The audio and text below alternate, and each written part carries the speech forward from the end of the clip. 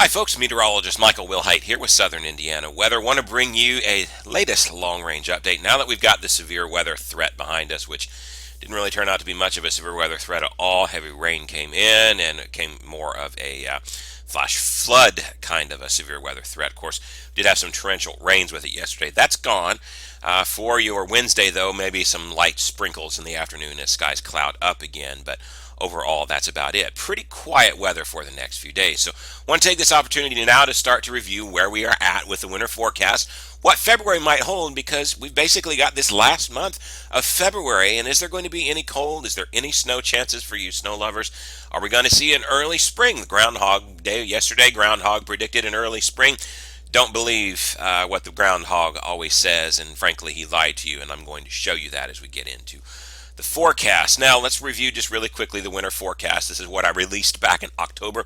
You can go to southernindianaweather.com to find that, hover over winter, and click on the final winter forecast there, the last option for you. You can go down, and then here are the forecast highlights that I released for you.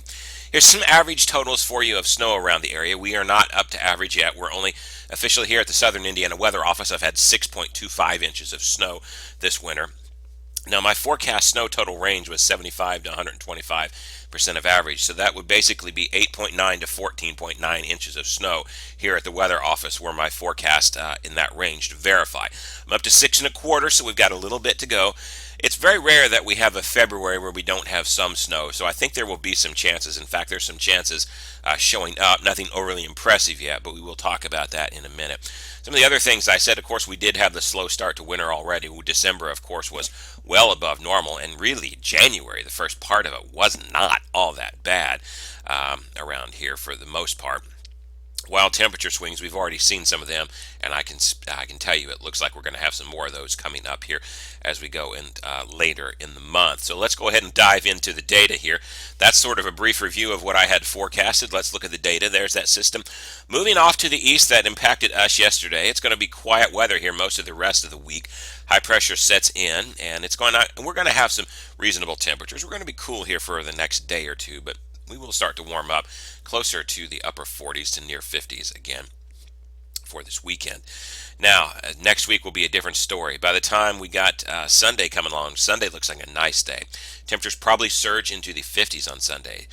That will be quite nice. But then by the time Monday comes, we have another little disturbance that's moving in, and it actually is going to bring quite a significant cool down with it. In fact, the interesting thing here, modeling showing we could have a little bit of snow showers with it here. It's wanting to try to mix it in with some rain. I'm not really sure about that. I have a feeling as much of a deep layer of cold as this is, it's probably going to be more of a snow shower kind of event for us. Could this bring any accumulations? Well, yeah, if it's certainly cold enough to stick, it could. It doesn't look major at this point, maybe on the order of an inch or two at most, but we'll keep an eye on it. Of course, that could increase.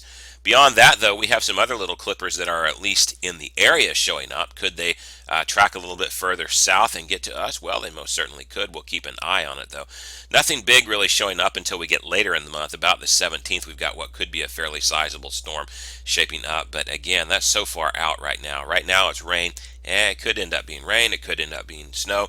We just don't really know this far out, but there are some chances for some storm systems after we get past this week with quiet weather expected. Now, the cold, along with the snow showers on Monday and Tuesday, that's going to be the bigger story. In fact, that groundhog telling you that it's going to be an early spring, no, that's not happening. What we're going to have is a pretty deep trough in the jet stream coming right over us. In fact, remember the 540 thickness line, our old friend, the rain-snow changeover line?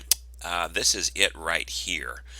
It is that far south.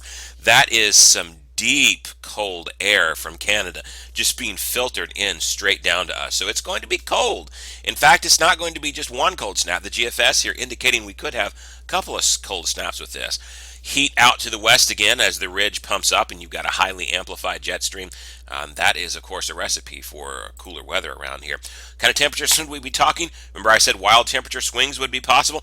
Look at this. We're talking about temperatures in the mid to upper 40s around the area, maybe even pushing 50 for a high temperature on Sunday. But then by the time you come into Monday, Well, this is saying potentially 43 for a high, but I think that's overshooting a little bit to compare to some of the other data. But as you go into Tuesday, look at this.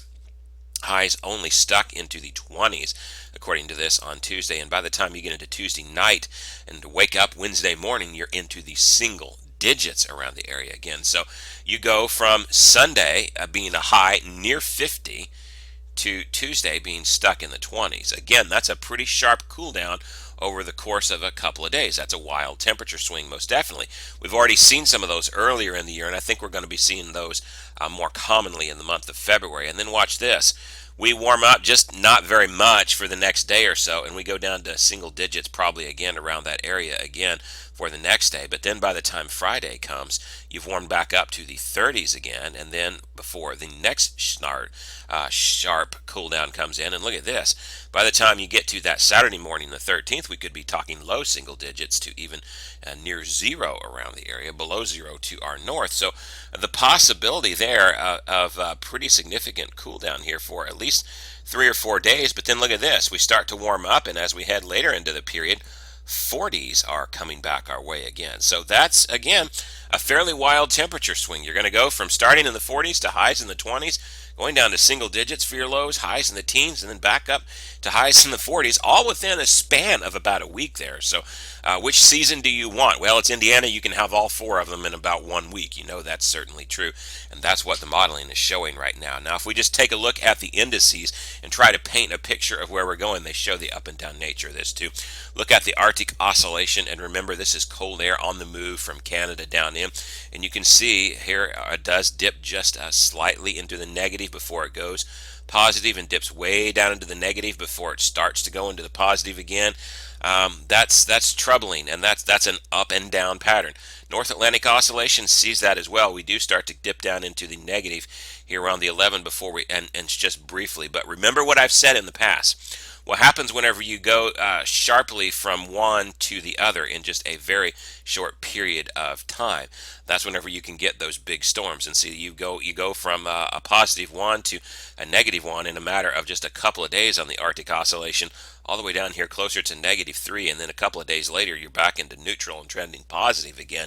So somewhere around this, look for a pretty sizable storm. We don't know what it's going to be yet, but I would suspect there would be something in that time period. Not really showing up on the modeling. Remember, there's a small system here that brings us some snow, because remember, after all, what is the 9th? The 9th here is the Tuesday whenever we get that snow. That's right when the indices is coming out. It looks small right now. Then there's a storm around the 17th, which is not in our range here on the Arctic oscillation just yet. So, but we will look at this and we will say sometime within this time frame, we will want to keep an eye out for the potential for a storm of some sort. Could that be what we see is just light snow showers now? Could that later on this week evolve into a bigger storm? That is a possibility, and that's something that we'll keep an eye on. Certainly not a guarantee, but the indices going from so sharply to positive to negative in such a short time would certainly favor that kind of thing. Other things that we can look at, the P&A stays positive through the period, so that means a trophy nature over here, the eastern United States. And then, of course, the EPO going sharply negative later in the month as well would also favor some colder weather for us. Now, what does the MJO forecast look like for the rest of the month? Let's look at that as well. So let's look at a couple of different forecasts for it. Remember, the MJO, anywhere outside of this circle of death, as we call it here, has a stronger influence on our weather. When it's inside this, it doesn't have that much of an influence. Going out of there, the green line is the mean of the model ensembles here, and you can see there's madness all over this. That's because it's different perturbations of a different model run with slightly different initial conditions to try to simulate the atmosphere a little bit better. The idea of an ensemble model is that the more times you run it with just slightly different conditions, the closer you come to being reality, because no model ever perfectly models the atmosphere. So the green is the mean of those, and you can see here we go from a phase 4 into 5 into 6. By the time we end February and go into March, we're going into at least a phase 7. Another particular model that we use for that as well even stronger with that. It takes us there even just a little bit quicker, and we go into a phase 7 and 8, phases 7 and 8 as we end February and go into March from there. Now, what does that mean? Well, let's take a look at our temperature charts. Remember, going into right now, let's go back to where we're at. We're in a phase 4 and 5 for at least the first few days here, probably the first half of February, and then the second half of February we're going into a 6, into a 7, 8 as we begin March. So look at that again, 4 and 5 right away. So 4 and 5 here for February, that's slightly above, and then going into slightly below. Well, that's exactly what we're seeing in the modeling, so that's conducive. But then look, to end February, we start to go into a phase 6 and 7. That's a warm-up, as you can see in this. But as you switch over into March, phase 7 becomes different. Phase 7 in February is more warm. Phase 7 going into March is more cool. So as you get into that transition line, that may not statistically matter as much. But what you can see, phase 7 and 8 there, as you go into March, cool back to warm. Well, basically, here's what I want to show you by this. I don't want to bore you with a bunch of maps and statistics here, but I just want to show you up and down again, up and down. And that's exactly what the MJO is indicating. And remember, this is indicating where thunderstorm activity along the equator is. Is it more in the West Pacific? Is it more in the maritime continent, Indian Ocean, or the Western Hemisphere in Africa? I could show you it on a map sometime and talk about the MJO. It might be helpful sometime, but I don't have that pulled up. But basically, the idea is the convection around the equator in those particular parts has a direct correlation to our weather because it affects the jet stream, it affects the pressures and all of the other things. The ocean, the atmosphere is a big ocean. It's all connected. It's an ocean of air, basically. And so this is indicating to us, folks, though, that it's going to be a bumpy ride in February with those up and down, too. We're already seeing it in the GFS, so yeah, I think it's a pretty good, solid indication of that. Now, if I just pull up the raw numbering, and we'll end here, folks, before we look at the forecast, you can see that in the modeling there as well, can we not? Here we are stuck today with temperatures in the mid to upper 40s around the area, and that's really not all that bad. But by the time you come tomorrow, we get a little bit of a cool down, and then we start to warm up a little bit for the weekend, but then there's that sharp cool down for next week with below normal temperatures, maybe even some chances of snow showers. We warm up just small here, and then we start a big warming trend, and we're talking temperatures near 50 degrees as we head later into the month. And I would imagine if we were to extend this far out, it would probably be an up and down pattern the rest of the month, because I think, again, that's pretty much what we're going to be prone to seeing this month. The modeling is showing it. I wouldn't look at the temperatures on any one of these days and take it as just absolute gospel and say that's what we're going to get. Just look at the trend, and the trend is an up and down. I think that's what we're seeing in the modeling. Do you think that we're going to have the chance of some snow showers or maybe even some snowstorms through the month? But I think it's going to be pretty limited on that. I think there's only going to be a certain few days where we're going to be able to have the chances to get any snow. So because of that, there is a possibility that we could end the winter below normal, or we could have one big snowstorm and make up for our lost time over the winter. It's really anyone's guess at this point, but I don't see a February that's going to be just completely bitterly cold all month long. I do see what could be some bitterly cold weather for a few days. It doesn't look like it's going to sustain itself at this point.